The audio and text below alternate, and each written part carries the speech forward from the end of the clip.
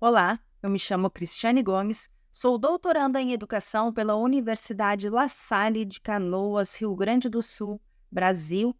Sou orientanda da professora Elaine Conte, sou bolsista CAPES com muito orgulho e estou aqui para contar um pouquinho sobre esse trabalho que é parte da minha pesquisa de doutorado, que trabalha a partir da gamificação, as contribuições da gamificação para o ensino de jovens nos anos finais do ensino fundamental, através de uma perspectiva interdisciplinar. Então, a gente sabe que as questões de ensino e de aprendizagem ao longo do tempo, das últimas décadas principalmente, elas vêm sofrendo lacunas e defasagens, e a gente precisa começar a olhar e enxergar as tecnologias como possibilidades, como parceiras do nosso trabalho em sala de aula. Então, é nessa perspectiva que o meu trabalho aqui se insere. No mestrado, eu criei um artefato, um produto virtual e digital que se chama Escape Book. Ele parte da lógica do escape room como jogo de fuga, né, dentro da gamificação, para que possa ser desenvolvidas diversas habilidades e competências que são necessárias para as nossas crianças e principalmente para os nossos jovens.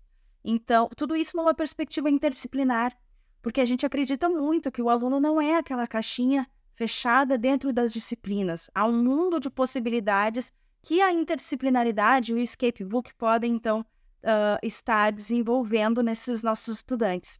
A grande diferença aqui entre o escape room, que já existe como jogo de fuga, e o escape book são duas, basicamente. A intencionalidade pedagógica e também ele ser baseado em uma determinada obra literária. Por isso, o book, né, do nome. Eu gostaria de apresentar, então, em seguida, algumas telas do jogo para que vocês possam entender melhor, né, como funciona e as possibilidades, então, que ainda podem ser criadas a partir dessa modalidade. Mas tudo isso na certeza de que as tecnologias, como nossas aliadas, a nossa criatividade enquanto professores da educação básica, podem nos levar a infinitas possibilidades de metodologias, buscando, então, sanar as lacunas de aprendizagem dos nossos jovens e proporcionar um ensino mais qualificado, certo? Vamos para as telas, então? Então, pessoal, essa é a nossa primeira tela, né? A tela inicial, quando a gente acessa o link do jogo. Aí aqui a gente pode colocar o nome, o e-mail ali tá opcional, né? Mas essa é a primeira tela que a gente encontra quando insere, então, o link, né, do jogo, não só deste, né, que eu estou apresentando para vocês, mas de qualquer outro escape. Então, a gente entrando ali, a gente se depara com essa primeira tela, tá? Na verdade, é a segunda tela, né? Em que a gente tem as instruções, então, acerca da narrativa, né? Lembrando que este protótipo, a gente pode chamar assim, ele diz respeito à obra O Alienista do Machado de Assis, a obra literária dele. Então, a gente tem aqui algumas instruções, né, situando o jogador acerca do cenário, acerca do que ele vai encontrar, elementos da narrativa, e a gente tem, então, clicando no botão verde ali, a gente tem o início, de fato, do jogo. Aí a gente se depara com essa tela, em que a gente já tem instruções ali em cima, um enunciado de instruções, e a gente tem, então, um cronômetro regressivo, já iniciando. Aqui também, dando play, a gente, então, de fato, inicia o jogo, né?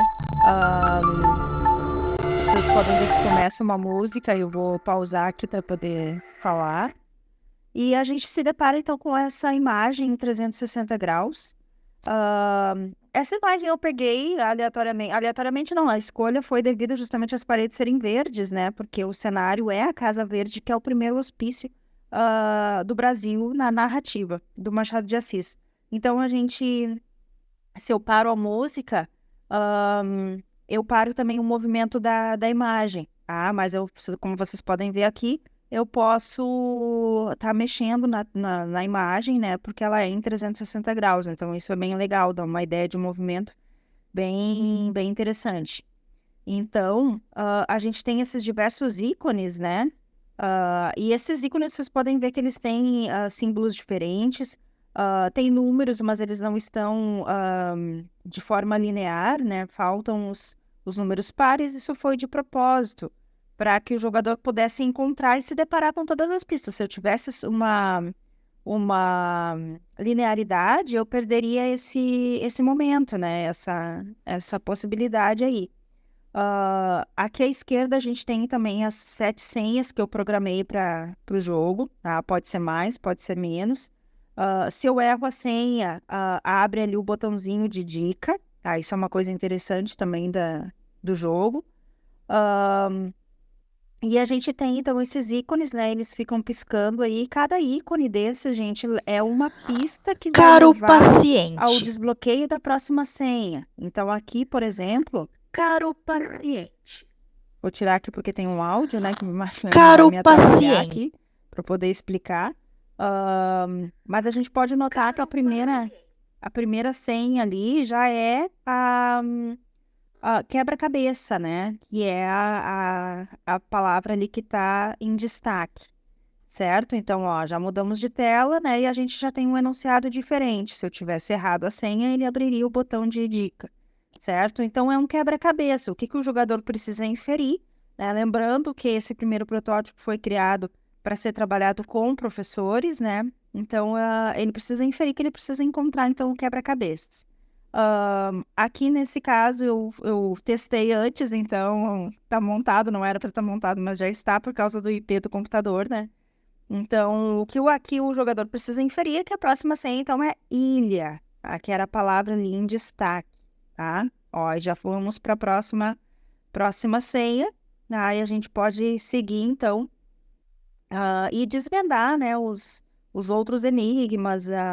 Tem pistas que a gente chama de pistas falsas, tá? Que não necessariamente elas são ruins, elas só atrapalham, né, o jogador na jogabilidade, mas na verdade elas também têm a ver com a narrativa. Aqui, então, como era a ilha, a última senha, a gente tem aqui no número 3, abre um QR Code, tá? Que vai dar num clipe musical, certo? Então, além da tela, a gente tem aí a possibilidade de escanear o QR Code via celular, né? Se a gente estivesse fazendo isso físico, pessoal, também seria possível a gente fazer de uma forma híbrida, tá? Também poderíamos ter os QR Codes, também poderíamos ter elementos digitais e virtuais aí para complementar a nossa experiência gamificada, certo? E assim nós seguimos, né? A gente tem aqui, por exemplo, ó, um Google formulário, tá com uma questão de linguística, porque lembrando que esse primeiro protótipo foi feito para trabalhar com professores de português, e assim a gente segue, né? Com as demais pistas aí, de uma forma bem interativa. O legal, como eu falei desde o início, é a gente poder trabalhar em grupo com os alunos, né? Com os participantes, porque essa experiência em conjunto, ela é extremamente significativa, né? Porque um depende do outro, por exemplo, para montar o quebra-cabeça. Ele pode dizer, não, essa peça não, aquela à direita, aquela à esquerda. E então a possibilidade de se trabalhar de forma coletiva e colaborativa é enorme, né? Então, por isso que pode jogar em casa? Pode, porque é via link, tá? Mas a experiência de trabalhar, por exemplo, em sala de aula, em pequenos grupos, é incrível, assim. Isso também nós já testamos na escola e na própria formação continuada, né, com os professores. Então, a gente tem várias possibilidades aí. Cada ícone, então, tem ou o seu enigma, ou a sua outra plataforma, ou é um jogo, né? E o que mais a gente conseguir criar. Lembrando que todos os recursos que eu utilizei aqui, eles são gratuitos, tá? Tem muitas vezes as versões pagas, mas eu optei por escolher, né? Acabei escolhendo, então, os recursos gratuitos em função de, né, trabalhar não só com professores, mas também com a educação pública, tá? Então, essa também era uma das intenções. Então, a gente tem aqui, por exemplo, ó, nesse próximo ícone, a gente tem um outro enigma, né? Que aqui era uma palavra cruzada, também é a mesma questão lá do quebra-cabeça. Eu já tinha feito antes para tentar testar, né?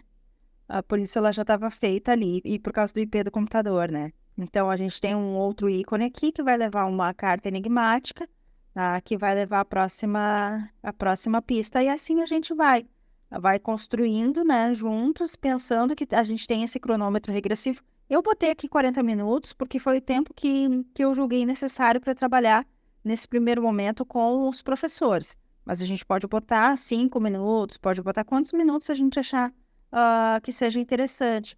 E o legal de tudo isso é que a gente vai colocando as pistas, né? E de acordo com a narrativa, que é o nosso propósito aqui, e pode ser também como reforço, né? Uma vez que o professor já trabalhou aquela determinada obra literária.